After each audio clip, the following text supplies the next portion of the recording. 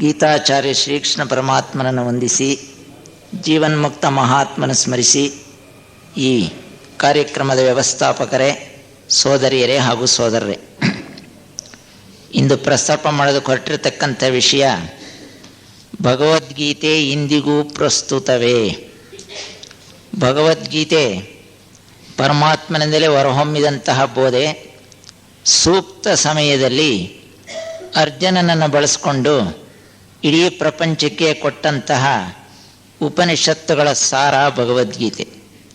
ಇದರ ಬಗ್ಗೆ ತಮಗೆಲ್ಲ ಸಾಕಷ್ಟು ಪರಿಚಯ ಇದೆ. ಸರ್ವ ಉಪನಿಷತ್ತುಗಳ ಸಾರವನ್ನು ಸಹ ಹರಸ್ವವಾಗಿ ಸಾಮಾನ್ಯ ಮನುಷ್ಯನಿಗೆ, ಸಾಧಕನಿಗೆ ಉಪಯುಕ್ತವಾಗ್ತಕ್ಕಂಥ ರೀತಿಯಲ್ಲಿ ಮಾರ್ಗದರ್ಶನವನ್ನು ಕೊಟ್ಟಿರತಕ್ಕಂಥ ಈ ಭಗವದ್ಗೀತೆ ಗ್ರಂಥ ಹಿಂದೂ ಮತದ ಪವಿತ್ರ ಗ್ರಂಥ ಅಂತ ನಾವೆಲ್ಲ ಪರಿಗಣಿಸಿದ್ದೀವಿ. ಅಷ್ಟೇ ಅಲ್ಲ, ಅದರ ತತ್ವಗಳನ್ನು ವಿಚಾರ ಮಾಡಿದಾಗ ಇವತ್ತು ಯಾವ ಒಂದು ಹಿನ್ನೆಲೆಯಲ್ಲಿ ಅದು ಬೆಳೆದಿದೆಯೋ ಆ ದೃಷ್ಟಿಯಲ್ಲಿ ನೋಡಿದಾಗ ಇದು ವಿಶ್ವಮತ, ಒಂದು ಧರ್ಮಕ್ಕೆ ಸೀಮಿತವಾಗಿರ್ತಕ್ಕಂಥ ಬೋಧೆ ಅಲ್ಲ. ಇದರಲ್ಲಿರ್ತಕ್ಕಂಥದ್ದು ವಿಶ್ವಧರ್ಮವನ್ನು ಎತ್ತಿಡಿಯೋಕ್ಕೆ ಬಂದಿರತಕ್ಕಂಥ ಭಗವದ್ಗೀತೆ ಇಂದಿಗೂ ಇವತ್ತಿನ ಕಾಲಕ್ಕೂ ಇಂತಹ ನವನಾಗರಿಕತೆಯ 21ನೇ ಶತಮಾನದಲ್ಲಿ ಮನುಷ್ಯ ಬಹಳಷ್ಟು ಬುದ್ಧಿವಂತನಾಗಿ, ಪಂಡಿತನಾಗಿ, ಕುಶಲಮತಿಯಾಗಿ ತಾನೆಲ್ಲವನ್ನೂ ಸಾಧಿಸಬಹುದು ಅಂತಕ್ಕಂಥ ಸ್ಥಿತಿಯನ್ನು ತಲುಪಿ ಈ ಪ್ರಪಂಚವೇ ಅಲ್ಲದಲೇ ಸೂಕ್ಷ್ಮ ಲೋಕಗಳಿಗೂ ಹೋಗ್ತಕ್ಕಂಥ ಸಾಮರ್ಥ್ಯ ಇದೆ ಅಂತ ತಿಳ್ಕೊಂಡಿರ್ತಕ್ಕಂಥ ಒಬ್ಬ ವ್ಯಕ್ತಿ ಇವತ್ತಿನ ಸಮಾಜ ಪರಿಸ್ಥಿತಿ ಹೇಗಿದೆ ಅಂತ ನಾವು ಸ್ವಲ್ಪ ನೋಡಿದರೆ ಪ್ರಸ್ತುತವೇ ಅಲ್ಲವೇ ಅಂತಕ್ಕಂಥದ್ದು ತಿಳಿಯುತ್ತೆ.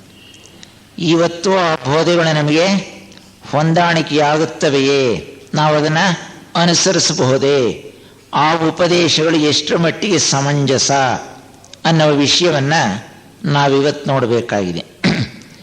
ಈ ವಿಷಯದ ಪೂರ್ಣ ಪರಿಚಯ ನಮಗಾಗಿ ನಿಜವಾದ ಸಾಧಕರಾಗಬೇಕಾದ್ರೆ ಭಗವದ್ಗೀತೆಯ ವಿಚಾರಗಳೇನು ಅಂಥೇಳಿ ಸ್ಪಷ್ಟವಾಗಿ ಆಳವಾಗಿ ತಿಳ್ಕೋಬೇಕು. ಮತ್ತು ಇಂದಿನ ಪರಿಸ್ಥಿತಿಯನ್ನು ಸಹ ಸರಿಯಾಗಿ ಅಧ್ಯಯನ ಮಾಡಿದಾಗ ಇವೆರಡಕ್ಕೂ ಸಹ ಸಮಂಜಸ ಹೇಗಿದೆ ಅನ್ನೋದನ್ನು ನಾವು ನೋಡೋದಕ್ಕೆ ಪ್ರಯತ್ನ ಪಡೋಣ. ಪ್ರಥಮದಲ್ಲಿ ಇಂದಿನ ಪರಿಸ್ಥಿತಿ ಹೇಗಿದೆ ಅಂತ ನೋಡೋದಾದರೆ ಸಾಕಷ್ಟು ಪರಿಚಯ ನಮಗೆಲ್ಲರಿಗೂ ಇದೆ.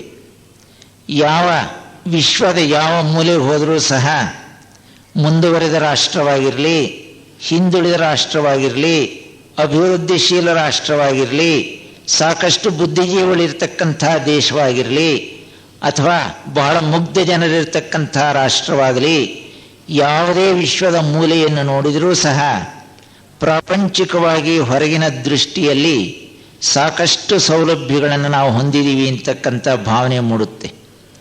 ವಿಜ್ಞಾನ ಮತ್ತು ತಂತ್ರಜ್ಞಾನ ಸಾಕಷ್ಟು ಮುಂದುವರೆದಿರತಕ್ಕಂಥ ಈ ಸ್ಥಿತಿಯಲ್ಲಿ ಹೊರಗಿನ ಎಲ್ಲ ಸೌಲಭ್ಯಗಳನ್ನು ಸಹ ಅತ್ಯುಚ್ಚತಮ ರೀತಿಯಲ್ಲಿ ನಾವು ಅನುಭವಿಸ್ತಾ ಇದ್ದೀವಿ.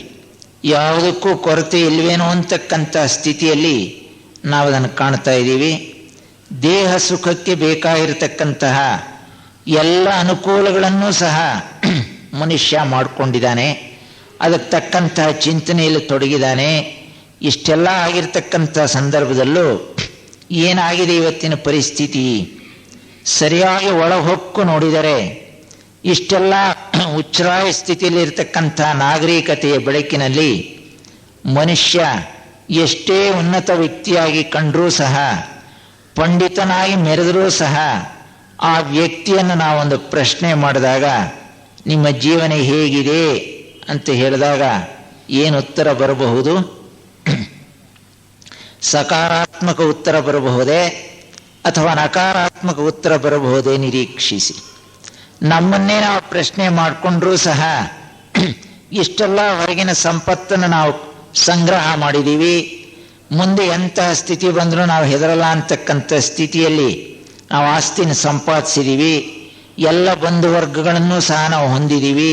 ನಮ್ಗೆ ಯಾವ ರೀತಿಯ ಕೊರತೆ ಇಲ್ಲ ಅಂತಕ್ಕಂತಹ ಸಾಮಾನ್ಯ ನಮ್ಮಂತಹ ಜೀವನಗಳನ್ನು ಕೇಳಿದರೂ ಸಹ ಏನು ಉತ್ತರ ಬರಬಹುದು? ಸಮಾಧಾನ, ನೆಮ್ಮದಿ, ಯಾವ ತೊಂದರೆ ಇಲ್ದಲೇ ಇದ್ದೀನಿ, ನನಗೆ ಯಾವ ಸಮಸ್ಯೆ ಇಲ್ಲ ಅಂತಕ್ಕಂಥ ವ್ಯಕ್ತಿ ಸಿಗಬಹುದೇ? ಇದು ಇವತ್ತಿನ ಒಂದು ಎದುರಿಗೆ ನಮಗೆಲ್ಲರೂ ಕಣ್ಣಿಗೆ ಕಟ್ಟಿದಂತಹ ಚಿತ್ರ. ಹೊರಗೆ ಸಾಕಷ್ಟು ಸೌಲಭ್ಯಗಳಿವೆ, ಎಲ್ಲೆಲ್ಲ ವ್ಯವಸ್ಥೆಗಳಿವೆ, ದಿನೇ ದಿನೇ ಆ ದಿಸೆಯಲ್ಲಿ ಇನ್ನೂ ಮುಂದುವರೆದು ಹೋಗ್ತಾ ಇದೆ. ಆದರೆ ಅದೇ ಸಂದರ್ಭದಲ್ಲಿ ಆಂತರಂಗಿಕವಾಗಿ ಅಥವಾ ಮಾನಸಿಕವಾಗಿ ಮನುಷ್ಯ ಸುಸ್ಥಿತಿಲಿಲ್ಲ, ಸಾಕಷ್ಟು ನರಳುತ್ತಾ ಇದ್ದಾನೆ. ಈ ಸ್ಥಿತಿ ಏನಾಗಿದೆಯಪ್ಪ ಅಂತ ಹೇಳಿದ್ರೆ, ಇವತ್ತು ನಾವು ಸ್ವಲ್ಪ ಹಾಗೆ ಅವಲೋಕಿಸಿದರೆ ಭಗವದ್ಗೀತೆ ವಿಚಾರವಾಗಲಿ, ಥಿಯಾಸಫಿಯ ಮೂಲಕವಾಗಲಿ ಆಧ್ಯಾತ್ಮ ಸಾಹಿತ್ಯವನ್ನು ಸ್ಪಷ್ಟವಾದ ರೀತಿಯಲ್ಲಿ ಆಚರಣೆಗೆ ಬರಬೇಕಾಗಿರತಕ್ಕಂಥ ರೀತಿಯಲ್ಲಿ ಇವತ್ತು ತಿಳಿಸೋದಕ್ಕೆ ಮುಂದಾದರೆ ಬಹಳಷ್ಟು ಜನ ಧಾವಿಸಿ ಬರ್ತಾ ಇದ್ದಾರೆ. ದಾಹ ಹೆಚ್ಚಾಗ್ತಾ ಇದೆ. ಕಾರಣ, ಇವತ್ತು ಬೇಸತ್ತು ಹೋಗಿರತಕ್ಕಂಥ ಸಮಾಜದಲ್ಲಿ ಇದರ ಒಂದು ಅವಶ್ಯಕತೆ ಇದೆ, ಬೇಕು ಅಂತಕ್ಕಂಥ ದಾಹದ ಬೆಳಕಿನಲ್ಲಿ ಇದನ್ನು ಸರಿಯಾಗಿ ನಾವು ತಿಳಿಸೋದಕ್ಕೆ ಹೋದಾಗ ಬರ್ತಾ ಇರತಕ್ಕಂಥ ಸಂಖ್ಯೆ ಹೆಚ್ಚುತ್ತಾ ಇದೆ. ಅಂದರೆ ಈ ಆಧ್ಯಾತ್ಮ ವಿಚಾರ, ಭಗವದ್ಗೀತೆಯಲ್ಲಿರ್ತಕ್ಕಂಥ ವಿಚಾರಗಳು ಇಂಥ ಪರಿಸ್ಥಿತಿಯಲ್ಲಿ ಹೇಗೆ ಸೂಕ್ತ, ಇದನ್ನು ಅನುಸರಿಸೋದಕ್ಕೆ ಸಮಂಜಸವಾಗಿದೆಯೇ ಅಂತಕ್ಕಂಥ ಪ್ರಶ್ನೆ ಹಾಕ್ಕೊಂಡು ಮುಂದುವರೆದ್ರೆ ಇವತ್ತು ಮನುಷ್ಯ ಇಕ್ಕಟ್ಟಿಗೆ ಸಿಕ್ಕಾಕ್ಕೊಂಡು ನರಳ್ತಾ ಇರತಕ್ಕಂಥ ಸ್ಥಿತಿಗೆ ಏನಪ್ಪ ಕಾರಣ ಅನ್ನೋದನ್ನು ಗೀತೆಯಲ್ಲಿ ಅಂದೇ ಸ್ಪಷ್ಟವಾಗಿ ಹೇಳಿಬಿಟ್ಟಿದ್ರು ಗೀತಾಚಾರ್ಯರು. 16ನೇ ಅಧ್ಯಾಯ ದೈವಾಸುರ ಸಂಪದ್ವಿಭಾಗ ಯೋಗ ಅಂತಕ್ಕಂಥ ವಿಷಯದಲ್ಲಿ ದೈವಿ ಗುಣಗಳು ಆಸುರಿ ಗುಣಗಳನ್ನು ಪ್ರಸ್ತಾಪ ಮಾಡ್ತಾ ಆಸುರಿ ಗುಣಗಳ ವಿಷಯವನ್ನು ನಮ್ಮ ಗಮನಕ್ಕೆ ತಂದಾಗ ಒಂದು ಮಾತು ಹೇಳ್ತಾರವರು, ಆಶಾಪಾಶ ಶತೈರ್ಬದ್ಧಾ ಕಾಮಕ್ರೋಧ ಪರಾಯಣಾ ಈಹಂತೆ ಕಾಮಭೋಗಾರ್ಥಂ ಅನ್ಯಾಯೇನ ಅರ್ಥ ಸಂಚಯಾನ್. 16ನೇ ಅಧ್ಯಾಯದಲ್ಲಿ ಇರ್ತಕ್ಕಂಥ ರಾಕ್ಷಸಿ ಸಂಪತ್ತಿನ ಲಕ್ಷಣದಲ್ಲಿ ಈ ಒಂದು ಶ್ಲೋಕವನ್ನು ನಾವು ಗಮನಿಸಿದರೆ ಇವತ್ತಿನ ಪರಿಸ್ಥಿತಿಗೂ ಅಂದು ಹೇಳಿರ್ತಕ್ಕಂಥ ಈ ವಿಷಯಕ್ಕೂ ವ್ಯತ್ಯಾಸ ಇದೆಯೇನೋ ಸ್ವಲ್ಪ ನೋಡೋಣ. ಆಶಾಪಾಶ ಶತೈರ್ಬದ್ಧಾ, ಮನುಷ್ಯ ಇವತ್ತು ನೂರಾರು ಆಶಾಪಾಶಗಳಿಗೆ ಸಿಕ್ಕಾಕೊಂಡಿದ್ದಾನೆ. ಒಂದಲ್ಲ ಎರಡಲ್ಲ, ಇವತ್ತು ಕೆಲವು ಆಸೆಗಳನ್ನ ಈಡೇರಿಸ್ಕೊಂಡ್ವಿ, ಸಾಕಷ್ಟು ಸಂಪಾದನೆ ಮಾಡಿ ಅದನ್ನು ಪಡ್ಕೊಂಡ್ವಿ ಅಂತಂದರೆ ಪಕ್ಕದಲ್ಲೇ 4-6 ಹೊಸ ಆಸೆಗಳು ಪ್ರಾರಂಭ ಆಗಿರುತ್ತೆ. ಏಕೆಂದರೆ ವಿಜ್ಞಾನ ತಂತ್ರಜ್ಞಾನದ ಆಕರ್ಷಣೆ ಅಷ್ಟು ವಿಸ್ತಾರವಾಗಿ ಹೋಗ್ತಾ ಇದೆ. ಹೀಗೆ ನೂರಾರು ಆಸೆಗಳಿಗೆ ತುತ್ತಾಗಿರ್ತಕ್ಕಂಥ ಮಾನವ ಕಾಮಕ್ರೋಧ ಪರಾಯಣಾ, ಕಾಮಕ್ರೋಧಗಳನ್ನು ಉಪಾಸನೆ ಮಾಡ್ತಾ ಇದ್ದಾನೆ. ಇವೆರಡರ ದಿಸೆಯಿಂದ ಈ ಹಂತೆ ಕಾಮಭೋಗಾರ್ಥಂ, ಈ ಭೋಗಾಪೇಕ್ಷೆಗಳನ್ನು ಈಡೇರಿಸ್ಕೊಳ್ಳೋದಕ್ಕೋಸ್ಕರ ಅವನಿಗೆ ಏನು ಬೇಕು? ಹಣ ಬೇಕು, ಹಣ ಬೇಕು, ಹಣ ಬೇಕು. ಎಷ್ಟು ಉನ್ನತ ಮಟ್ಟದ ಸೌಲಭ್ಯಗಳನ್ನ ನಾವು ಹೊಂದಿದ್ರೂ ಸಹ ಹಣ ಬೇಕು ಅಂತಕ್ಕಂಥ ಜಪ ಯಾರಲ್ಲಿಲ್ಲ? ಇವತ್ತು ಪ್ರಶ್ನೆ ಹಾಕೋಬೇಕಾಗಿದೆ. ಪ್ರತಿಯೊಬ್ಬರು ಈ ಜಪದಲ್ಲೇ ತೊಡಗಿದ್ದಾರೆ. ಈ ಹಂತೆ ಕಾಮಭೋಗಾರ್ಥಂ, ಈ ಹಣ ಬೇಕು ಅಂತಕ್ಕಂಥ ಯಾವಾಗ ಒಂದು ಪಿಡುಗು ನಮ್ಮನ್ನು ಮುಟ್ಟುತ್ತೆ, ಅನ್ಯಾಯೇನ ಅರ್ಥ ಸಂಚಯಾನ್, ಅರ್ಥ ಸಂಚಯ ಹೇಗಾಗ್ತಾ ಇದೆ? ಅನ್ಯಾಯದ ರೀತಿಯಲ್ಲಿ ಆಗ್ತಾ ಇದೆ. ಯಾವ ಮಾರ್ಗವೂ ಗೊತ್ತಿಲ್ಲ, ಯಾರಿಗೆ ಅನ್ಯಾಯವಾಗುತ್ತೋ ಗೊತ್ತಿಲ್ಲ, ಯಾರಿಗೆ ತೊಂದರೆ ಆಗುತ್ತೋ ನನಗೆ ಅದ್ರ ಪರವೇ ಇಲ್ಲ. ನನಗೆ ಬೇಕಾಗಿರೋದು ಹಣ, ಹಣ. ಆ ಹಣ ಯಾವ ಮೂಲದಂದು ಪರವಾಗಿಲ್ಲ, ನನ್ನ ಭೋಗಾಪೇಕ್ಷೆಗಳು ಈಡೇರಬೇಕು, ಆಸೆಗಳನ್ನು ಹೊಂದಬೇಕು, ನಾನು ಅದನ್ನು ಅನುಭವಿಸಬೇಕು ಅಂತ ಹೇಳಿ ಈ ಸ್ಥಿತಿಲಿರ್ತಕ್ಕಂಥ ಮನುಷ್ಯ ಇವತ್ತು ಈ ಸ್ಥಿತಿ ಇದೆಯೋ ಇಲ್ವೋ? ಈ ಸ್ಥಿತಿ ಇಲ್ಲದಲೇ ಹೋದರೆ ಗೀತೆ ವಿಚಾರ ಇವತ್ತು ಬೇಕಿಲ್ಲ.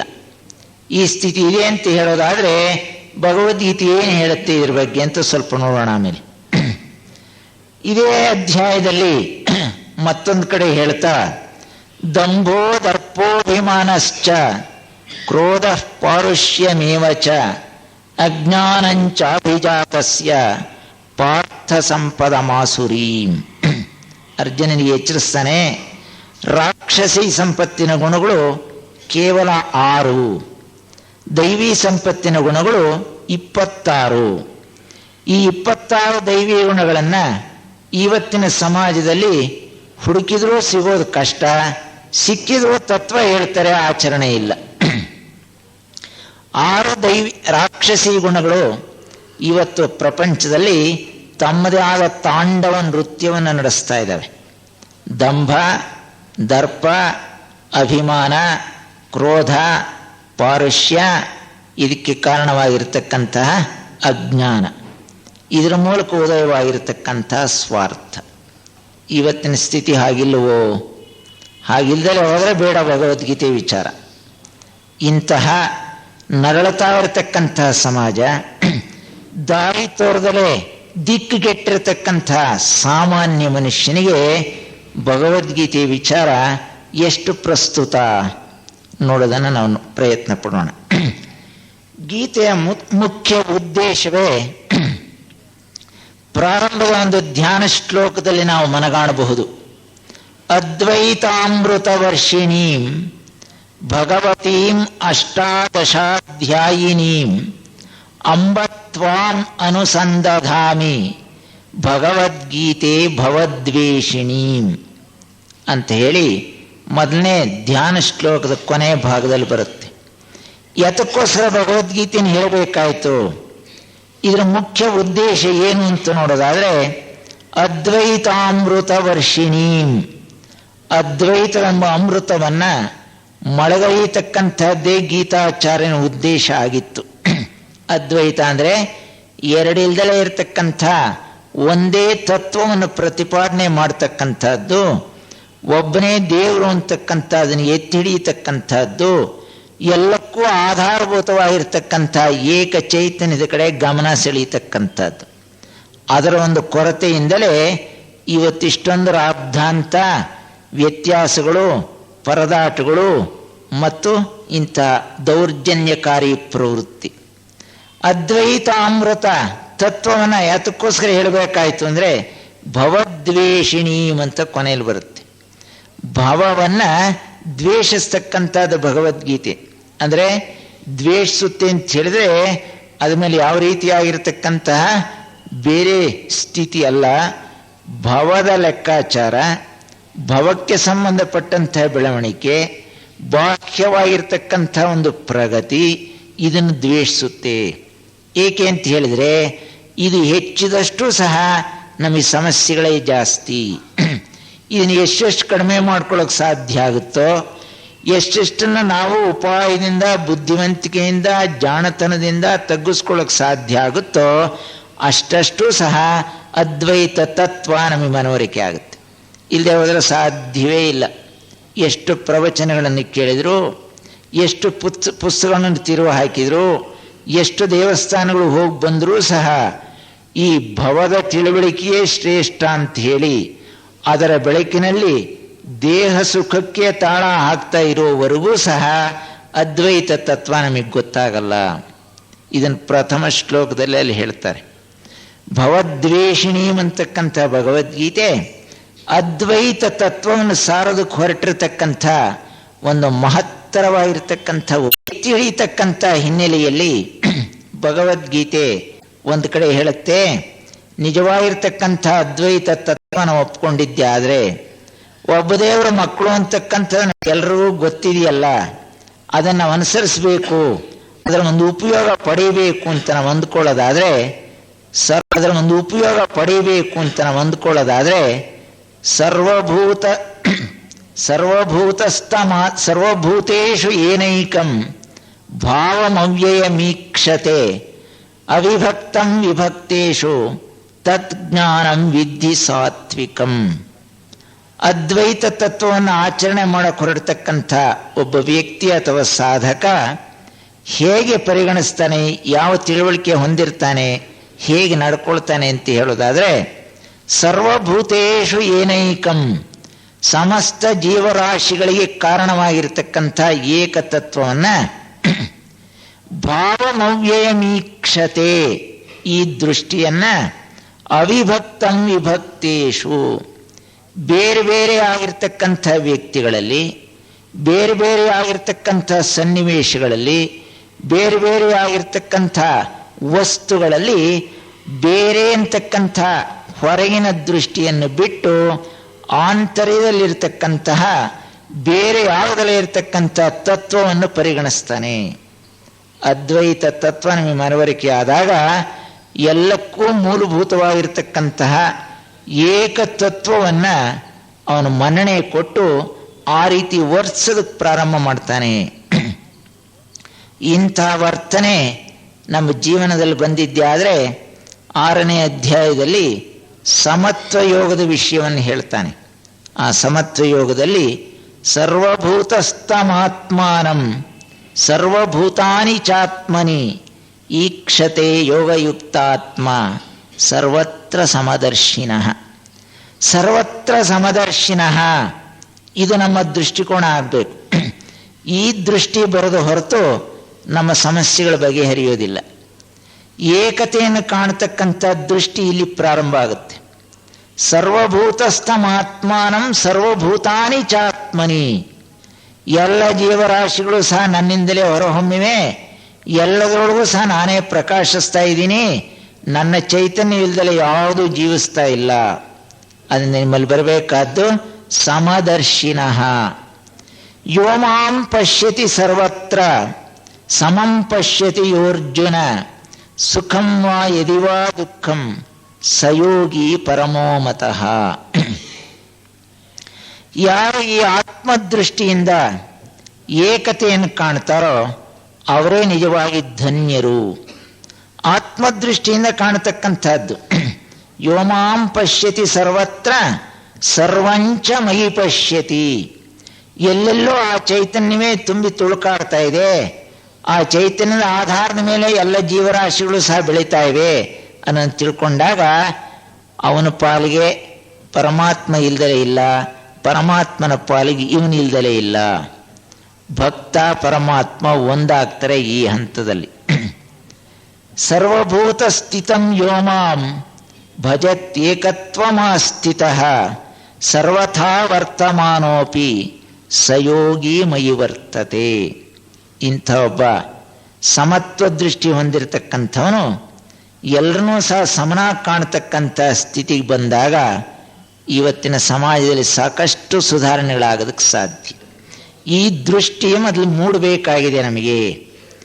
ಈ ದೃಷ್ಟಿ ಮೂಡ್ತಕ್ಕಂಥ ಹಂತದಲ್ಲಿ ನಾವು ಎಂತಹ ಒಂದು ಮಟ್ಟವನ್ನು ಮುಟ್ಟಬೇಕು, ಅವನ ವರ್ತನೆ ಹೇಗಿರುತ್ತೆ ಅಂತ ಹೇಳೋದಾದರೆ ಅದ್ವೇಷ್ಟ ಸರ್ವಭೂತಾನಾಂ. ಯಾರನ್ನು ಸಹ ದ್ವೇಷಿಸ್ತಲೇ ಇರ್ತಕ್ಕಂಥ ಸ್ಥಿತಿಲಿರ್ತಾನೆ.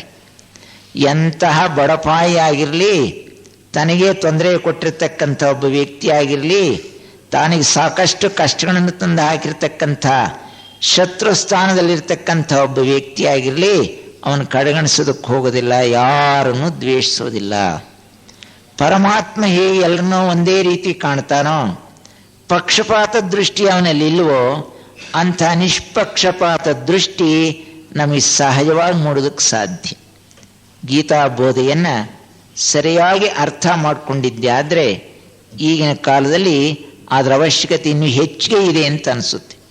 ಏಕೆಂದರೆ ಬೆಳೆದಿರತಕ್ಕಂಥ ಸಮಾಜದಲ್ಲಿ ಹೊರಗಿನ ಬೆಳವಣಿಗೆ ಎಷ್ಟು ಉನ್ನತ ಸ್ಥಿತಿಗೆ ಬೆಳೆದಿದ್ರೂ ಸಹ ಆಂತರಂಗಿಕವಾಗಿ ನಮಗೆ ಕೊರತೆ ಇದ್ದೇ ಇದೆ.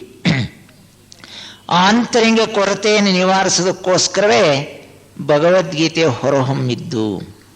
ಅದಕ್ಕೆಲ್ಲ ಹೇಳ್ತಾರೆ ಇನ್ನೂ ಒಂದು ಕಡೆ, ನಿರ್ವೈರ ಸರ್ವಭೂತೇಷು. ಸಮಸ್ತ ಜೀವರಾಶಿಗಳನ್ನು ಸಹ ವೈರವಿಲ್ದಲೇ ಕಾಣ್ತಾನೆ. ಮೈತ್ರ ಕರುಣ ಏವಚ. ಬರೀ ದ್ವೇಷವಿಲ್ದಲೇ ನೋಡೋದು ಅಷ್ಟೇ ಅಲ್ಲ, ಪ್ರತಿಯೊಬ್ಬರ ಮೇಲೆ ಅವನಿಗೆ ಮೈತ್ರಿ ಕರುಣೆ ಅಂತಕ್ಕಂಥದ್ದು ಉಕ್ಕಿ ಬರುತ್ತೆ. ಸಹಜವಾಗಿ ಅವನನ್ನು ಸರಿಯಾದ ರೀತಿಯಲ್ಲಿ ವರ್ತಿಸೋದಕ್ಕೆ ಸಾಧ್ಯ ಆಗುತ್ತೆ. ಇಂಥ ವ್ಯಕ್ತಿ ಏನು ಮಾಡ್ತಾನೆ, ಸಂನಿಯಮ್ಯೇಂದ್ರಿಯ ಗ್ರಾಮಂ ಸರ್ವತ್ರ ಸಮಬುದ್ಧಯ ತೇ ಪ್ರಾಪ್ನುವಂತಿ ಮಾಮೇವ ಸರ್ವಭೂತ ಹಿತೇ ರತಾಃ. ಸರ್ವಭೂತ ಹಿತದಲ್ಲಿ ತೊಡಗಿರ್ತಾನೆ. ಸಮಸ್ತ ಜೀವರಾಶಿಗಳ ಹಿತವೇ ಇವನಿಗೆ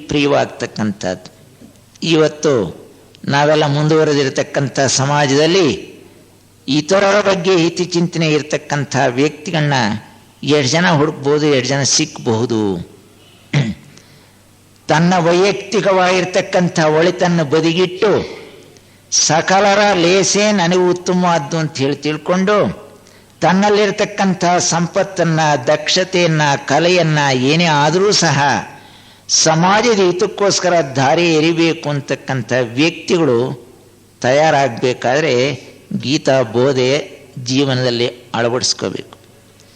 ಆ ರೀತಿ ಅಳವಡಿಸೋಕ್ಕೆ ಸಾಧ್ಯ ಆಗಿದ್ದರೆ ಸರ್ವಭೂತ ಹಿತೇ ರತಾಃ, ಸಮಸ್ತ ಜೀವರಾಶಿಗಳ ಹಿತವೇ ಅವನಿಗೆ ಪ್ರಧಾನವಾಗಿ ಕಾಣಿಸುತ್ತೆ. ಈ ವಿಷಯವನ್ನೇ ಡಿ ವಿ ಗುಂಡಪ್ಪನವರು ಬಹಳ ಸ್ಪಷ್ಟವಾಗಿ ನಮಗೊಂದು ಪ್ರಶ್ನೆ ಹಾಕ್ತಾರೆ. ಅವರ ಒಂದು ಕಗ್ಗದಲ್ಲಿ ಏನು ಹಾಕ್ತಾರೆ? ಗತಿಯೇನು ತನಗೆಂತು ಕೇಳುವವರೇ ಎಲ್ಲರೂ, ಹಿತವೆಂತು ಜಗಕ್ಕೆಂದು ಕೇಳುವವರು ಯಾರು? ಈ ಪ್ರಶ್ನೆ ಸ್ವಲ್ಪ ಚಿಂತನೆ ಮಾಡೋಣ ನಾವು. ಗತಿಯೇನು ತನಗೆಂತು ಕೇಳುವವರೇ ಎಲ್ಲರೂ, ಹಿತವೆಂತು ಜಗಕ್ಕೆಂದು ಕೇಳುವವರಾರು? ನೋಡಿ, ಎಷ್ಟು ಸಮಾಜ ಮುಂದುವರೆದಿದೆ ಅಂತ ಹೇಳಿದರೂ ಸಹ ತನಗೇನಪ್ಪ ಗತಿ, ನಾಳೆ ಏನಾಗ್ಬಿಡುತ್ತೋ, ಮುಂದಿನ ಭವಿಷ್ಯ ಹೇಗಾಗುತ್ತೋ, ಯಾವ ಪದಾರ್ಥಕ್ಕೆ ಅಭಾವ ಬರುತ್ತೋ, ಎಲ್ಲಿಲ್ಲದ ಒಂದು ಪರಿಸ್ಥಿತಿ ನಾನು ಎದುರಿಸಬೇಕಾಗುತ್ತೋ, ಈ ಚಿಂತೆಯಲ್ಲಿ ತೊಡಗಿರ್ತಕ್ಕಂಥ ನಾವು ವೈಯಕ್ತಿಕವಾದ ರಕ್ಷಣೆಯ ದೃಷ್ಟಿಯಿಂದ ಚಿಂತನೆ ಮಾಡ್ತಾ ಇರತಕ್ಕಂಥ ನಾವು ಇತರರ ಬಗ್ಗೆ ಏನಾದರೂ ಚಿಂತನೆ ಮಾಡೋದಕ್ಕೆ ಸಾಧ್ಯ ಇದೆಯಾ? ಸಾಧ್ಯ ಇಲ್ಲದಿದ್ದ ಮೇಲೆ ನಾವು ಯಾವ ರೀತಿಯಲ್ಲೂ ಸಹ ಸಮಾಧಾನವಾಗಿರೋಕ್ಕೆ ಸಾಧ್ಯ ಇಲ್ಲ. ಇದನ್ನೇ HP ಬ್ಲಾವರ್ಡ್ಸ್ಕಿಯವರು ಹೇಳ್ತಾರೆ, ಅಕಲ್ಟಿಸಮ್ ಈಸ್ ಆಲ್ಟ್ರುಯಿಸಮ್ ಅಂಥೇಳಿ.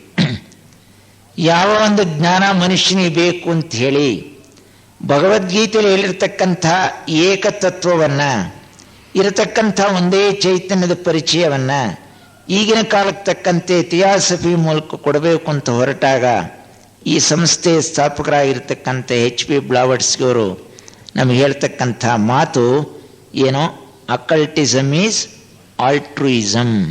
ಅಂದರೆ ಗುಪ್ತ ವಿದ್ಯೆ ಅಥವಾ ಅಧ್ಯಾತ್ಮ ವಿದ್ಯೆ ಅಥವಾ ಮನುಷ್ಯನಿಗೆ ಸಮಾಧಾನ ಸಿಗ್ತಕ್ಕಂಥ ಸ್ಥಿತಿ ಯಾವುದಪ್ಪ ಅಂತ ಹೇಳಿದ್ರೆ ಪರಹಿತ ಚಿಂತನೆ. ಈ ಪರಹಿತ ಚಿಂತನೆ ಎಲ್ಲೆವರೆಗೂ ಬರಲ್ವೋ ಅಲ್ಲೋವರೆಗೂ ಬೇಕು ಭಗವದ್ಗೀತೆ ವಿಚಾರ.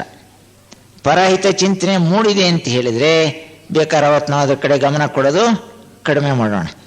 ಏಕೆಂದರೆ ಪರಹಿತ ಚಿಂತನೆಗೆ ಒತ್ತು ಕೊಡ್ತಕ್ಕಂಥದ್ದು, ನಮ್ಮ ಸಂಬಂಧಗಳನ್ನು ತೋರಿಸಿಕೊಡ್ತಕ್ಕಂಥದ್ದು, ನಾವು ಯಾತಕ್ಕೋಸ್ಕರ ಇಲ್ಲಿ ಬಂದಿದ್ದೀವಿ ಅಂಥೇಳಿ ನಮ್ಮ ಗಮನ ಸೆಳೀತಕ್ಕಂಥದ್ದಕ್ಕೋಸ್ಕರವೇ ಭಗವದ್ಗೀತೆ ಮೀಸಲಾಗಿರ್ತಕ್ಕಂಥದ್ದು. ಈ ಹಿನ್ನೆಲೆಯಲ್ಲಿ ಭಗವದ್ಗೀತೆ ವಿಚಾರಗಳು ಇನ್ನು ಯಾವ ರೀತಿ ನಮ್ಮನ್ನು ಪ್ರಭಾವಿಸ್ತಾ ಇವೆ, ಆ ಪ್ರಭಾವ ಬೋಧೆಗಳು ಇವತ್ತು ಸಮಂಜಸವಾಗಿದೆಯೇ ಇಲ್ವೇ ಅಂತ ನೋಡೋದಾದರೆ ಭಗವದ್ಗೀತೆ 701 ಶ್ಲೋಕದ ವಿಚಾರವನ್ನು ಕೃಷ್ಣ ಪರಮಾತ್ಮ ಪ್ರಾರಂಭದಲ್ಲೇ 2ನೇ ಅಧ್ಯಾಯದಲ್ಲಿ ಪೂರ್ತಿಯಾಗಿ ಹೇಳ್ತಾನೆ. 72 ಶ್ಲೋಕಗಳಿರ್ತಕ್ಕಂಥ ಗೀತೆಯಲ್ಲಿ 10 ಶ್ಲೋಕಗಳು ಪ್ರಾರಂಭದಲ್ಲಿ ಅರ್ಜುನನ ಒಂದು ಬುದ್ಧಿವಂತಿಕೆಯ ವಾದವಾಗಿ ಮುಗಿದ್ರೆ ಇನ್ನು 62 ಶ್ಲೋಕಗಳಲ್ಲಿ ಭಗವದ್ಗೀತೆಯ ಸಾರವನ್ನೆಲ್ಲ ಅಲ್ಲಿ ಪ್ರಸ್ತಾಪ ಮಾಡ್ತಾನೆ. ಆ 62 ಶ್ಲೋಕಗಳ ಸಾರವನ್ನು ನಾವು ನೋಡಿದರೆ ಸ್ವಲ್ಪ ನಿಜವಾದ ಭಗವದ್ಗೀತೆ ತಿರುಳು ಏನು, ಯಾತಕ್ಕೋಸ್ಕರ ಇದು ಇವತ್ತು ನಮಗೆ ಗಮನಿಸಬೇಕಾಗಿದೆ ಅಂತಕ್ಕಂಥ ವಿಷಯ ನಮಗೆ ಮನವರಿಕೆ ಆಗುತ್ತೆ. ಅಲ್ಲಿ ಬರತಕ್ಕಂಥದ್ದು 5 ಮುಖ್ಯವಾಗಿರ್ತಕ್ಕಂಥ ವಿಚಾರಗಳನ್ನು ನಾವು ನೋಡಬೇಕಾಗಿದೆ. ಮೊದಲನೇ ವಿಷಯ ಶರಣಾಗತಿ ತತ್ವ, 2ನೇದು ಆತ್ಮವಿಚಾರ, 3ನೇದು ಸ್ವಧರ್ಮ ಪರಿಪಾಲನೆ, 4ನೇದು ನಿಷ್ಕಾಮ ಕರ್ಮಯೋಗ, 5ನೇದು ಸ್ಥಿತಪ್ರಜ್ಞ ಲಕ್ಷಣ. ಈ 5 ವಿಚಾರಗಳು ಸ್ವಲ್ಪ ನಾವು ಗಮನ ಕೊಟ್ಟಾಗ ಇದೇನು ಹೇಳುತ್ತೆ ಅಂತ ಸ್ವಲ್ಪ ನೋಡೋದಕ್ಕೆ ಪ್ರಯತ್ನ ಪಟ್ಟರೆ, ಶರಣಾಗತಿ ತತ್ವ.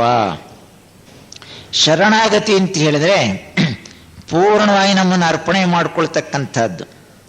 ಅರ್ಜುನ ಯುದ್ಧ ಮಾಡಬೇಕು ಅಂತಲೆಲ್ಲ ವ್ಯವಸ್ಥೆ ಮಾಡಿಕೊಂಡು ಅದಕ್ಕೆಲ್ಲ ಸಾಕಷ್ಟು ತಯಾರಿ ಮಾಡಿಕೊಂಡು ಕೃಷ್ಣನನ್ನು ಸಾರಥಿಯನ್ನಾಗಿ ಮಾಡಿಕೊಂಡು ಯುದ್ಧರಂಗಕ್ಕೆ ಬಂದಿದ್ದ.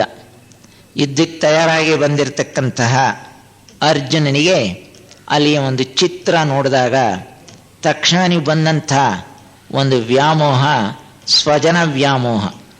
ನಮ್ಮವ್ರನ್ನ ಕೊಲ್ಲಬೇಕಲ್ಲ ಅಂಥೇಳಿ, ಕೊಲ್ಲಬೇಕಲ್ಲ ಅಂತ ಅವನಿಗೆ ಚಿಂತೆ ಬಂದಿದ್ದರೆ ಹಿಂದೆ ಅವನ ಅನೇಕ ಜನಗಳನ್ನ ಕೊಂದಿದ್ನಲ್ಲ, ಆವಾಗ ಆ ಪ್ರಶ್ನೆ ಮೂಡಬೇಕಾಗಿತ್ತು. ಆದರೆ ಅವನಿಗೆ ಕೊಲ್ಲಬೇಕಲ್ಲ ಅಂತೇಳಿ ಪ್ರತಪಿಸ್ತಾ ಇಲ್ಲ, ಈಗ ನಮ್ಮವ್ರನ್ನ ಕೊಲ್ಲಬೇಕಲ್ಲ ಅಂತ ಅವನಿಗೆ ಬಂದಿರತಕ್ಕಂಥ ವ್ಯಾಮೋಹ. ಇಂತಹ ಸ್ವಜನ ವ್ಯಾಮೋಹದಲ್ಲಿ ಸಿಕ್ಕಿ ಹಾಕ್ಕೊಂಡಂತಹ ಅರ್ಜುನ ಯುದ್ಧ ಮಾಡಲ್ಲ ಅಂತ ಹೇಳಿದಾಗ ಪರಮಾತ್ಮ ಏನು ಮಾಡ್ತಾನೆ, ಯುದ್ಧವನ್ನು ಮಾಡು ನಿನ್ನ ಧರ್ಮ ಅಂತ ಹೇಳಿದರೂ ಸಹ ಕೊನೆಗೆ ಒಂದು ಮಾತು ಹೇಳ್ತಾನೆ, ಪೂಜ್ಯರಾಗಿರ್ತಕ್ಕಂತಹ ಭೀಷ್ಮ ದ್ರೋಣರನ್ನು ಕೊಂದು ಇಂಥ ಪಾಪ ಕಾರ್ಯದಲ್ಲಿ ನನ್ನನ್ನು ನಾನು ತೊಡಗಿಸ್ಕೊಳ್ಳೋದಕ್ಕಿನ್ನ ಭಿಕ್ಷಾಟನೆ ಮಾಡಿ ಜೀವನ ನಡೆಸೋದು ಲೇಸಲ್ವೇ ಅಂತ ಪ್ರಶ್ನೆ ಹಾಕ್ತಾನೆ. ಈ ವಿಷಯವನ್ನೂ ಕೇಳಿರತಕ್ಕಂತಹ ಕೃಷ್ಣ ಪರಮಾತ್ಮನ ಮುಂದೆ ಸ್ವಲ್ಪ ಹೊತ್ತು ಯೋಚನೆ ಮಾಡಿ ಅರ್ಜುನ ಹೇಳ್ತಾನೆ, ಅವನ ವಾದ ಎಲ್ಲ ಮುಗಿಯುತ್ತೆ, ಬುದ್ಧಿವಂತಿಕೆ ಮಾತುಗಳೆಲ್ಲ ಖಾಲಿ ಆಗ್ತವೆ, ಜಾಣ್ಮೆಯಿಂದ ತರ್ಕ ಮಾಡ್ತಕ್ಕಂಥದ್ದನ್ನು ನಿಲ್ಲಿಸ್ತಾನೆ, ಅವನ ಅರಿವು ತಕ್ಷಣವೇ ಆಗುತ್ತೆ. ಆ ಅರಿವು ತಕ್ಷಣ ಆದಾಗ ಅವನು ಹೇಳ್ತಾನೆ, ಕಾರ್ಪಣ್ಯ ದೋಷೋಪಹತ ಸ್ವಭಾವ ಪೃಚ್ಛಾಮಿ ತ್ವಾಂ ಧರ್ಮ ಸಮ್ಮೂಢ ಚೇತಾಃ ಯಚ್ಛ್ರೇಯಸ್ಯಾನ್ ನಿಶ್ಚಿತಂ ಬ್ರೂಹಿ ತನ್ಮೇ ಶಿಷ್ಯಸ್ತೇಹಂ ಶಾಧಿಮಾಂ ತ್ವಾಂ ಪ್ರಪನ್ನಂ. ಕೃಪಣತೆಯ ದೋಷದಿಂದ ನನ್ನ ಸ್ವಭಾವ ಮಂಕಾಗಿದೆ, ಧರ್ಮ ಅಧರ್ಮಗಳ ವಿವೇಚನೆ ನಿನಗೆ ಸಾಧ್ಯವಿಲ್ಲದಲೇ ಹೋಗಿದೆ. ಧರ್ಮ ಸಮ್ಮೂಢ ಚೇತಾಹ, ನಾನು ಅದನ್ನು ನಿರ್ಣಯ ಮಾಡೋಕ್ಕೆ ಸಾಧ್ಯವಾಗ್ತಾ ಇಲ್ಲ. ಅದರಿಂದ ಪೂರ್ಣವಾಗಿ ನಾನು ನಿನಗೆ ಶರಣಾಗಿದ್ದೀನಿ, ನೀನು ನನಗೆ ಗುರು, ನಾನು ನಿನಗೆ ಶಿಷ್ಯ, ನೀನು ಏನು ಮಾರ್ಗದರ್ಶನ ಕೊಡ್ತೀಯೋ ಆ ಮಾರ್ಗದಲ್ಲಿ ನಾನು ನಡೀತೀನಿ ಅಂತ ಹೇಳಿ ಪೂರ್ಣ ಶರಣಾಗ್ತಾನೆ. ಈ ಸ್ಥಿತಿಯಲ್ಲಿ ಭಗವದ್ಗೀತೆ ನಮಗೆ ಅರ್ಥವಾಗೋದಕ್ಕೆ ಸಾಧ್ಯ, ಇಲ್ಲದೆ ಹೋದರೆ ಇಲ್ಲ. ದೇಹ ಸುಖಕ್ಕೆ ಅಂಟ್ಕೊಂಡಿರತಕ್ಕಂಥ ನಾವೆಲ್ಲ ದೇಹ ಸುಖದ ಒಂದು ಉಪಟಳವನ್ನು ಕಂಡುಕೊಂಡರೂ ಸಹ ಅಭ್ಯಾಸ ಬಲದಿಂದ ಪ್ರಿಯವಾಗಿರ್ತಕ್ಕಂತಹ ದೇಹ ಸೌಖ್ಯವನ್ನು ಸ್ವಲ್ಪವೂ ಸಹ ಕಡಿಮೆ ಮಾಡ್ಕೊಳ್ಳೋದಕ್ಕೆ ಇಷ್ಟಪಡದಲೇ ಇರತಕ್ಕಂಥ ಸ್ಥಿತಿಯಲ್ಲಿ ಭಗವದ್ಗೀತೆ ಅರ್ಥ ಆಗಕ್ಕೆ ಸಾಧ್ಯ ಇಲ್ಲ. ಅರ್ಥವಾಗದು ಹೊರತು ನಾವು ಅದನ್ನು ಅನುಷ್ಠಾನ ತರೋಕ್ಕೂ ಆಗಲ್ಲ, ನಮಗೆ ಸಿಗಬೇಕಾದ ನೆಮ್ಮದಿ ಸಮಾಧಾನ ಸಿಗೋದಕ್ಕೂ ಸಾಧ್ಯ ಇಲ್ಲ. ಅಂದಮೇಲೆ ದೇಹ ಸುಖವನ್ನು ತ್ಯಾಜ್ಯ ಮಾಡ್ತಕ್ಕಂಥದ್ದು ಅಂತ ಹೇಳಿದ್ರೆ, ಥಿಯಾಸಫಿ ಸದಸ್ಯರು ನಾವೆಲ್ಲ ಇಲ್ಲಿ ಸೇರಿದ್ದೀವಿ ಸಾಧಕರು. ದೇಹದಲ್ಲಿ ಪ್ರಧಾನ ಪಾತ್ರ ವಹಿಸ್ತಾ ಇರತಕ್ಕಂಥದ್ದು ದೇಹಾತ್ಮದಲ್ಲಿ ಯಾವುದು? ಮನಸ್ಸು. ಈ ಮನಸ್ಸು ಪ್ರಧಾನ ಪಾತ್ರವನ್ನು ವಹಿಸ್ತಾ ಇರತಕ್ಕಂಥದ್ದೇ ಇದುವರೆಗೂ ಅರ್ಜುನನಲ್ಲೂ ಸಹ ಬುದ್ಧಿವಂತಿಕೆಯಿಂದ ವಾದ ಮಾಡಿ ನಾನು ಈ ಪಾಪಕಾರಿಗೆ ಬರಬಾರ್ದಾಗಿತ್ತು ಅಂತೇಳಿ ಹೇಳಿ ತನ್ನನ್ನು ತಾನು ಸಮರ್ಥನೆ ಮಾಡ್ಕೊಳ್ಳೋಕೆ ಹೋಗ್ತಾನೆ. ಹಾಗೆ ನಾವಿವತ್ತು ಸಾಮಾನ್ಯ ಜನರೂ ಸಹ ದೇಹ ಸುಖ ಹೇಗೆ ಕಡೆಗಣಿಸೋದು, ಅದು ಬಿಟ್ಟರೆ ಆಗುತ್ತೆ ಅಂತ ಹೇಳಿ ಪಾಂಡಿತ್ಯದಿಂದ ಜಾಣತನದಿಂದ ವಾದ ಮಾಡೋವರೆಗೂ ನಮಗೆ ಗೀತಾ ಬೋಧೆ ಅರ್ಥವಾಗಲ್ಲ. ಯಾವಾಗ ನಮ್ಮ ಒಂದು ಅಜ್ಞಾನ ನಮಗೆ ಮನವರಿಕೆಯಾಗಿ ರಾಕ್ಷಸಿ ಪ್ರವೃತ್ತಿಯ ಮೂಲ ಇರತಕ್ಕಂಥದ್ದು ಅಜ್ಞಾನ ಮತ್ತು ಸ್ವಾರ್ಥ ಅಂತ ಹೇಳಿದನೋ ಅಲ್ಲಿ ಅದನ್ನು ನಾವು ತಿಳ್ಕೊಂಡಾಗ ಈ ಅಜ್ಞಾನದ ದೆಸೆಯಿಂದ ದೇಹದ ಸುಖಕ್ಕೆ ಅಂಟ್ಕೊಂಡಿರತಕ್ಕಂಥ ನಾವು ಇದಕ್ಕಿನ್ನ ಪ್ರಧಾನವಾಗಿರ್ತಕ್ಕಂಥ ಅಂಶ ಒಂದಿದೆ, ಅದು ಉನ್ನತ ಆತ್ಮ, ನಮ್ಮೊಳಗೆ ಇರತಕ್ಕಂತಹ ಪರಮಾತ್ಮನ ಅಂಶ. ಇದಕ್ಕೆ ನಾವು ಶರಣಾಗಬೇಕು ಅಂತಕ್ಕಂಥ ಭಾವನೆ ಮೂಡಿದಾಗ ಮುಂದಿನ ಎಲ್ಲ ದಾರಿಯೂ ಸುಗಮವಾಗುತ್ತೆ. ಅಲ್ಲಿ ಶರಣಾಗತಿಯ ತತ್ವ ಇಲ್ಲಿ ನಾವು ಹೇಗೆ ಅನ್ವಯಿಸ್ಕೋಬೇಕಿಲ್ಲಿ?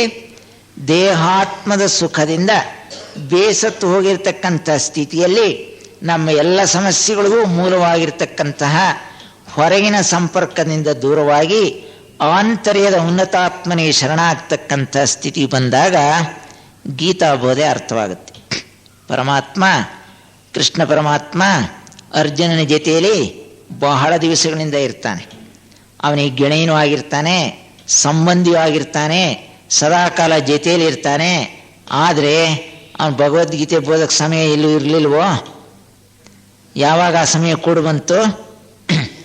ಎರಡು ರಣರಂಗದಲ್ಲಿ ಎರಡು ಸೇನೆಗಳು ಎದುರು ಬದಲಾದಾಗ ಯುದ್ಧ ಮಾಡಲ್ಲ ಅಂತ ಹೇಳಿದಾಗ ಅಲ್ಲಿಗೂ ಬಂದಿರಲಿಲ್ಲ.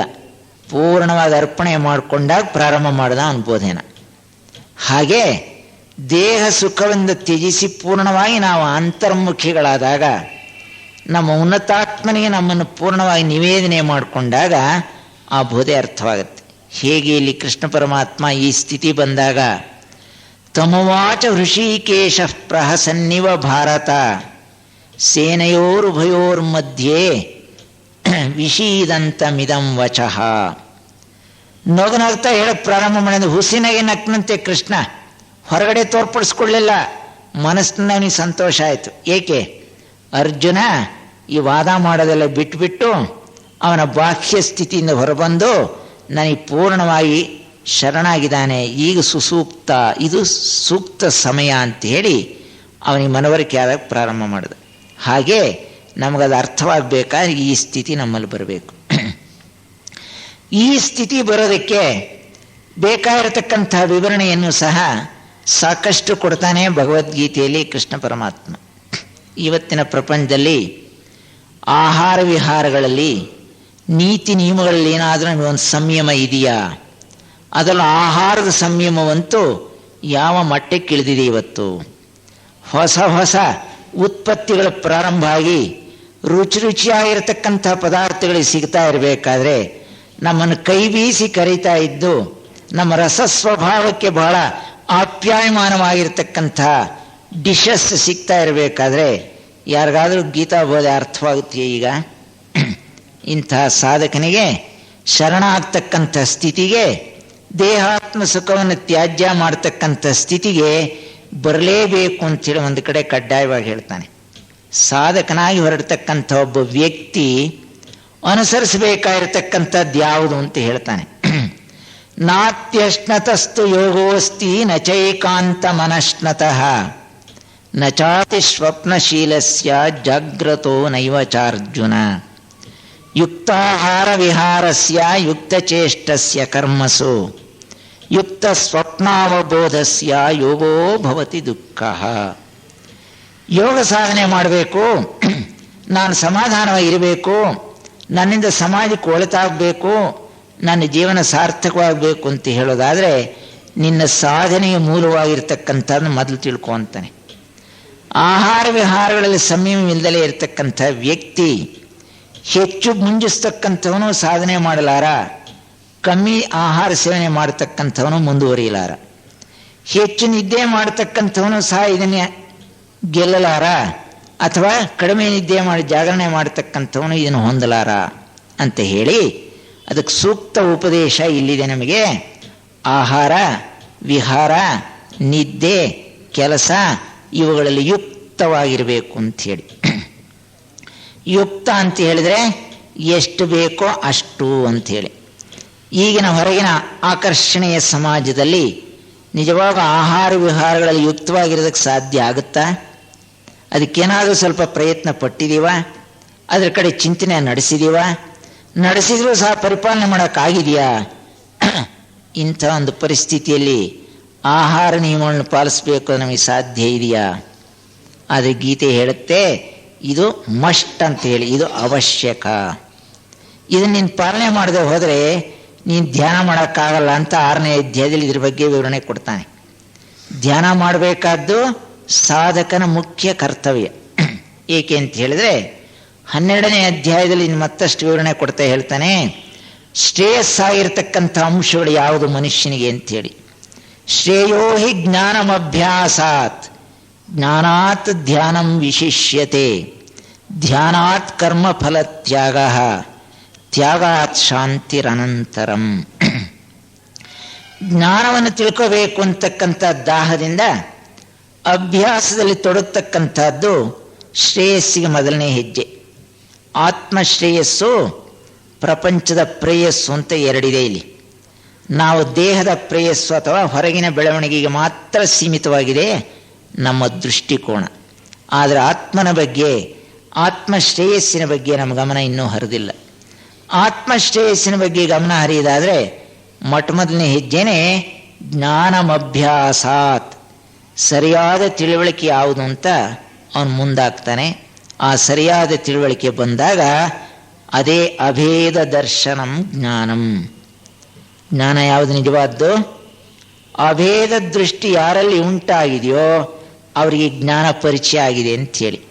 ಇಲ್ಲದೆ ಹೋದರೆ ಹೊರಗಿನ ತಿಳುವಳಿಕೆ ಎಷ್ಟು ಪಡ್ಕೊಂಡಿದ್ರೂ ಸಹ ಅದಕ್ಕೆ ಸ್ವಲ್ಪ ಬೆಲೆ ಇಲ್ಲ. ನಮ್ಮ ಜ್ಞಾನ ಯಾವುದಾಗಿರಬೇಕು?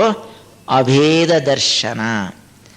ಅಂಥ ತಿಳುವಳಿಕೆ ಮೂಡಿ ಅಂಥ ಸಾಧನೆಯಲ್ಲಿ ತೊಡಗತಕ್ಕಂಥ ಶ್ರೇಯಸ್ಸಿನ ಮಾರ್ಗದಲ್ಲಿ ಮುಂದಿನ ಏನು ಹೇಳ್ತೇನೆ, ಜ್ಞಾನಾತ್ ಧ್ಯಾನಂ ವಿಶಿಷ್ಯತೆ. ಇಂಥ ಜ್ಞಾನ ತಿಳುವಳಿಕೆ ನಮಗೆ ಫಲಕಾರಿಯಾಗಬೇಕಾದ್ರೆ ಧ್ಯಾನ ಸಾಧನೆಯಲ್ಲಿ ತೊಡಗಬೇಕು. ಧ್ಯಾನ ಅಂತ ಹೇಳಿದ್ರೆ ಸಂಯಮ ಜೀವನ, ಇಂದ್ರಿಯಗಳ ಹತೋಟಿ, ಮನಸ್ಸಿನ ನಿಗ್ರಹ, ನಮ್ಮ ದೇಹಾತ್ಮದ ಹತೋಟಿ. ಇದು ಧ್ಯಾನದ ಮೂಲಕ ನಮಗೆ ಸಾಧ್ಯವಾಗಿದ್ದೇ ಆದರೆ ಸಂಯಮ ಜೀವನಕ್ಕೆ ನಾವು ನಿರತರಾದಾಗ ಧ್ಯಾನಾತ್ ಕರ್ಮ ಫಲ ತ್ಯಾಗ, ಈ ಎರಡು ಸಾಧನೆ ನಮ್ಮಲ್ಲಿ ಬಂತು ಅಂತ ಹೇಳಿದ್ರೆ ಸರಿಯಾದ ತಿಳುವಳಿಕೆ ಮತ್ತು ಅದನ್ನು ಚಿಂತಿಸಿ ಸಂಯಮ ಜೀವನವನ್ನು ನಡೆಸ್ತಕ್ಕಂಥ ಸ್ಥಿತಿ ನಮಗೆ ಬಂದರೆ ಮುಂದೆ ಕರ್ಮಫಲ ತ್ಯಾಗ ನಮಗೆ ಸುಲಭ ಆಗುತ್ತೆ. ಕರ್ಮಫಲ ತ್ಯಾಗ ಯಾತಕ್ಕೋಸ್ಕರ ಅಂತ ಹೇಳಿದರೆ, ನಾವು ದುಡಿದಿದ್ದನ್ನೆಲ್ಲ ನಾವೇ ಸಂಪಾದನೆ ಮಾಡಬೇಕು, ನಾವು ಸಂಪಾದನೆ ಮಾಡಿದ್ದೆಲ್ಲ ನಾವೇ ಅನುಭವಿಸ್ಬೇಕು ಅಂತಕ್ಕಂಥ ಭಾವನೆ ಬಹಳಷ್ಟು ಮಂದಿಲಿದೆ. ಇವತ್ತು 90% ಅಂತ ಹೇಳಿದ್ರು ತಪ್ಪೇನಾಗಲ್ಲ. ಇತರರಿಗೆ ಕೊಟ್ಟರೆ ಹೋಗ್ಬಿಡುತ್ತೆ, ಇತರ ಜೊತೆ ಹಂಚ್ಕೊಳ್ಳೋಕೆ ನಾವು ಸಿದ್ಧ ಇಲ್ಲ, ಇನ್ನೂ ಏನು ಹೆಚ್ಚಿಸಬೇಕು ಅಂತಕ್ಕಂಥ ಭಾವನೆ ನಮ್ಮಲ್ಲಿದೆ ಅಂತಕ್ಕಂಥ ಮಂದಿ ಇರೋವರೆಗೂ ಅವ್ರಿಗೆ ಮತ್ತೊಂದು ಕಡೆ ಎಚ್ಚರಿಸ್ತಾನೆ. ಇಂಥವ್ರನ್ನೆಲ್ಲ ಕಳ್ಳರ ಶ್ರೇಣಿಗೆ ಸೇರಿಸ್ತಾನೆ ಗೀತಾಚಾರ್ಯ. ಇಂಥವನ್ನೆಲ್ಲ ಕಳ್ಳರು ಅಂತ ಕರೆದಿದ್ದಾನೆ. ಇಷ್ಟಾನ್ ಭೋಗಾನ್ ಹಿ ಓ ದೇವ ದಾಸ್ಯಂತೆ ಯಜ್ಞಭಾವಿತಾ ತೈರ್ದತ್ತಾನ್ ಅಪರದಾಯೈಭ್ಯೋ ಯೋ ಭುಂಕ್ತೆ ಸ್ಥೇನ ಏವ ಸಹ.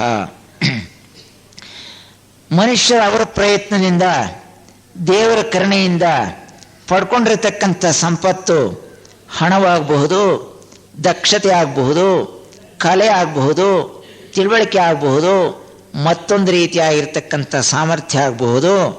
ಇದನ್ನೆಲ್ಲ ಸಮಾಜಕ್ಕೆ ಧಾರೆ ಎರಿಬೇಕು. ತಾನು ಎಷ್ಟು ಬೇಕೋ ಅಷ್ಟನ್ನು ಅನುಭವಿಸಿ ಉಳಿದದ್ದನ್ನೆಲ್ಲ ಸಮಾಜಕ್ಕೆ ಧಾರೆ ಎರಿದಲೇ ಸಂಗ್ರಹ ಮಾಡ್ತಕ್ಕಂಥ ವ್ಯಕ್ತಿ ಕಳ್ಳನಲ್ದಲೆ ಮತ್ತೇನು ಅಂತ ಪ್ರಶ್ನೆ ಹಾಕಿದಲ್ಲಿ. ನಾವೆಲ್ಲ ಇಲ್ಲಿ ನಾವ್ಯಾರು ಕಳ್ಳರಲ್ಲ ಅಂಥೇಳಿ ನಾವು ಬೀಗ್ತಾ ಇದ್ದೀವಿ. ಏತಕ್ಕೆ ಅಂದರೆ ಸಿಕ್ಕಾಕ್ಕೊಂಡಿರೋ ಕಳ್ಳರು ಬೇರೆ, ಸಿಕ್ಕಾಕ್ಕೊಳ್ಳದಿರೋ ಕಳ್ಳರು ಬೇರೆ.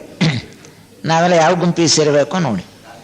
ಅಂದರೆ ಗೀತೆ ಸ್ಪಷ್ಟವಾಗಿ ಹೇಳುತ್ತೆ ಈ ವಿಷಯದಲ್ಲಿ. ಸಂಪಾದನೆ ಮಾಡಿ ದುಡೀರಿ, ಬೇಡ ಅಂತ ಹೇಳಲ್ಲ.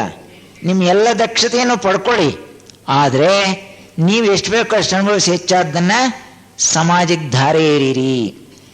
ಈ ಸ್ಥಿತಿ ಬರೋವರೆಗೂ ಗೀತಾ ಬೋಧೆ ಬೇಕೋ ಬೇಡೋ ಹೇಳ್ರಿ. ಆ ಸ್ಥಿತಿ ಬಂದಾಗ ಬೇಕಾರದು ಬೇಡ.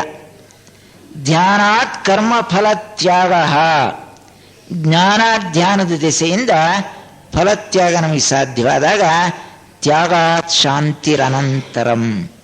ಇಂಥ ತ್ಯಾಗದಿಂದಲೇ ನಮಗೆ ಶಾಂತಿ ಸಿಗಬೇಕಾದ್ರೆ ಉಪಾಯಕ್ಕೆ ಸಿಕ್ಕಲ್ಲ, ಇನ್ಫ್ಲುಯೆನ್ಸಿಗೆ ಸಿಕ್ಕಲ್ಲ, ಮತ್ತೊಬ್ಬರ ಮೂಲಕ ಪಡ್ಕೊಳಕ್ಕಾಗಲ್ಲ, ಅಥವಾ ಲಂಚ ಕೊಟ್ಟು ಕೂನಿ ಮಾಡೋದನ್ನು ಖುಲಾಸೆ ಮಾಡಿಸ್ಕೊಂಬರ್ತಾರಲ್ಲ, ಆ ರೀತಿಯೂ ಸಹ ಸಿಕ್ಕಕ್ಕೆ ಸಾಧ್ಯ ಇಲ್ಲ. ಯಾವುದು? ನೆಮ್ಮದಿ, ಶಾಂತಿ, ತೃಪ್ತಿ ಅಂತಕ್ಕಂಥದ್ದು. ಅದು ಇವತ್ತು ಮನುಷ್ಯನಿಗೆ ಬೇಕೇ ಬೇಕು ಅಂತಕ್ಕಂಥ ಸ್ಥಿತಿ ನಮಗೆ ಬಂದರೆ ಮುಂದೆ ಗೀತಾಚಾರ್ಯ ಹೇಳ್ತಕ್ಕಂಥ ಬೋಧೆ ನಮಗೆ ಅವಶ್ಯಕವಾಗಿ ಬೇಕು. ಮುಂದೆ ಆತ್ಮವಿಚಾರ ಹೇಳ್ತಾನೆ. ಆತ್ಮವಿಚಾರದಲ್ಲಿ ದೇಹ, ದೇಹಾತ್ಮ ಮತ್ತು ಉನ್ನತಾತ್ಮ ಅಂಥೇಳಿ ಏನು ಥಿಯಾಸಫಿ ಹೇಳುತ್ತೆ, ಅದೇ ಪ್ರಕೃತಿ ಸಂಬಂಧಪಟ್ಟಂತಹ ಈ ನಶ್ವರವಾಗಿರ್ತಕ್ಕಂಥ ಸ್ಥಿತಿಗೂ ಶಾಶ್ವತವಾಗಿರ್ತಕ್ಕಂಥ ಜೀವಾತ್ಮನ ಸ್ಥಿತಿಗೂ ಅಲ್ಲಿ ನಮಗೆ ಹೇಳ್ತಾ ಹೋಗ್ತಾನೆ. ಆತ್ಮ ಅನಾತ್ಮ ವಿಚಾರದಲ್ಲಿ ಅವಿನಾಶಿತು ತದ್ವಿದ್ಧಿ ಏನ ಸರ್ವಮಿದಂ ತಥಂ ವಿನಾಶಮವ್ಯಯಸ್ಯಾಸ್ಯ ನ ಕಶ್ಚಿತ್ ಕರ್ತುಮರ್ಹಸಿ. ನಾಶವಾಗ್ತಕ್ಕಂಥ ಶರೀರದೊಳಗೆ ನಾಶವಾಗದಲೇ ಇರತಕ್ಕಂಥ ಆತ್ಮನಿದಾನೆ ಅಂತ ತಿಳ್ಕೊ. ನೀನು ಮಾಡಬೇಕಾದ ಕರ್ತವ್ಯ ಮಾಡು. ಕರ್ತವ್ಯ ನಿಂದು ಯುದ್ಧ ಮಾಡಬೇಕಾದ್ದು. ನೀನು ಕ್ಷತ್ರಿಯನಾಗಿ ಧರ್ಮಯುದ್ಧಕ್ಕೆ ಬಂದಿದೆಯಾ? ತಾನೇ ತಾನಾಗಿ ಒದಗಿರ್ತಕ್ಕಂಥ ಯುದ್ಧವೇ ವಿನಃ ನೀನು ಸಂಧಿ ಮಾಡ್ಕೋಬೇಕು ಅಂತೇಳಿ ಹೊರಟಿದ್ದೆ. ಯಾವ ರೀತಿ ಆದರೂ ತೀರ್ಮಾನ ಮಾಡೋದು ಸಾಕು ಅಂತ ಅಂದ್ಕೊಂಡಿದ್ದೆ. ಆದರೆ ಇದು ಅನಿವಾರ್ಯವಾಗಿ ಒದಗಿರ್ತಕ್ಕಂಥ ಯುದ್ಧದಲ್ಲಿ ನಿನ್ನ ಪಾತ್ರ ನೀನು ನಿರ್ವಹಿಸಲೇಬೇಕು. ಆ ಪಾತ್ರ ನಿರ್ವಹಿಸಬೇಕಾದ್ರೆ ಈ ದೃಷ್ಟಿಕೋನ ನಿನ್ನಲ್ಲಿರಲಿ. ಅವಿನಾಶಿತು ತದ್ವಿದ್ಧಿ ಏನ ಸರ್ವಮಿದಂ ತತಂ ವಿನಾಶಮವ್ಯಯಸ್ಯಾಸ್ಯ ನ ಕಶ್ಚಿತ್ ಕರ್ತುಮರ್ಹಸಿ. ನಾಶವಾಗದೇ ಇರತಕ್ಕಂಥ ಆತ್ಮವಸ್ತುವನ್ನು ಸ್ವಲ್ಪವೂ ಧಕ್ಕೆ ಮಾಡೋದಕ್ಕೆ ಯಾರ ಕೈಲೂ ಸಾಧ್ಯ ಇಲ್ಲ. ನೀನು ಕೊಲ್ತಕ್ಕಂಥದ್ದು ಹೊರಗಿನ ರೂಪಗಳನ್ನು ಮಾತ್ರ ವಿನಃ ಆತ್ಮನನ್ನು ಕೊಲ್ಲೋದಕ್ಕೆ ನಿನಗೆ ಸಾಧ್ಯ ಇಲ್ಲ. ಅದರಿಂದ ನಾನು ಕೊಲ್ತಾ ಇದ್ದೀನಿ, ನನ್ನವ್ರನ್ನ ಕೊಲ್ಲಬೇಕಲ್ಲ ಅಂತಕ್ಕಂಥ ವ್ಯಾಮೋಹ ನಿನಗೆ ಆಗಬೇಕು ಅನ್ನೋ ಹಿನ್ನೆಲೆಯಲ್ಲಿ ಇದನ್ನು ಹೇಳ್ತಾ ಬರ್ತಾನೆ. ನೈನಂ ಚಿಂದಂತಿ ಶಸ್ತ್ರಾಣಿ ಅಂತ ಅಲ್ಲಿ ಒಂದು 2-3 ಶ್ಲೋಕವನ್ನು ಹೇಳ್ತಾನೆ. ಜಾತಸ್ಯ ಹಿ ಧ್ರುವೋ ಮೃತ್ಯು ಧ್ರುವಂ ಜನ್ಮ ಮೃತಸ್ಯತ ಅಂತ ಹೇಳ್ತಾನೆ. ಇಷ್ಟೆಲ್ಲ ಹೇಳೋದು ಯಾತಕ್ಕೋಸ್ಕರ ಅಂತ ಹೇಳಿದ್ರೆ, ತಾನು ಒಬ್ಬ ಪಾತ್ರನಾಗಿ ಕೆಲಸ ಮಾಡಬೇಕು ಅಂತ ನಮ್ಮ ಕರ್ತವ್ಯಗಳನ್ನು ನಿರ್ವಹಿಸ್ತಕ್ಕಂಥ ಸಂದರ್ಭದಲ್ಲಿ ಜೀವನದಲ್ಲಿ ನಮ್ಮ ಭಾಗದ ಕರ್ತವ್ಯಗಳನ್ನ ಈಡೇರಿಸಲೇಬೇಕು, ಬಿಟ್ಟು ಹೋಗೋದಕ್ಕಲ್ಲ. ಬಿಟ್ಟು ಹೋಗ್ತಕ್ಕಂಥದ್ದು ಪಲಾಯನ ಸೂತ್ರ. ಆದರೆ ನೆರವೇರಿಸ್ತಕ್ಕಂಥ ಸಂದರ್ಭ ಹೇಗೆ ನೆರವೇರಿಸಬೇಕು ಅಂತ ಹೇಳ್ತಾನೆ. ಸೂತ್ರದಲ್ಲಿ ನಿಂತು ಪಾತ್ರದಲ್ಲಿ ನಿರ್ವಹಿಸುವಂತ ಅವನ ಸಂದೇಶ. ಸೂತ್ರ ಅಂದರೆ ಆತ್ಮನ ದೃಷ್ಟಿಯಲ್ಲಿ ಇರೋದು, ಪಾತ್ರ ಅಂದರೆ ನಾವು ಮಾಡಬೇಕಾಗಿರ್ತಕ್ಕಂಥ ಕರ್ತವ್ಯವನ್ನು ಮಾಡೋದು. ಈ ಕರ್ತವ್ಯ ಮಾಡಿದರೆ ನಿನಗೆ ಪಾಪ ಅಂಟಲ್ಲ. ಸುಖ ದುಃಖೇ ಸಮೀಕೃತ್ವ ಲಾಭಾಲಾಭೌ ಜಯಾಜಯೌ ತಸ್ಮಾದ್ ಯೋಗಾಯ ಯುಜ್ಯಸ್ವ ನೈವಂ ಪಾಪಮವಾಪ್ಸ್ಯಸಿ. ನೀನು ಪಾಪ ಅಂಟಲ್ಲ. ಸುಖ ದುಃಖಗಳನ್ನು ಸಮನಾಗಿ ಕಾಣು.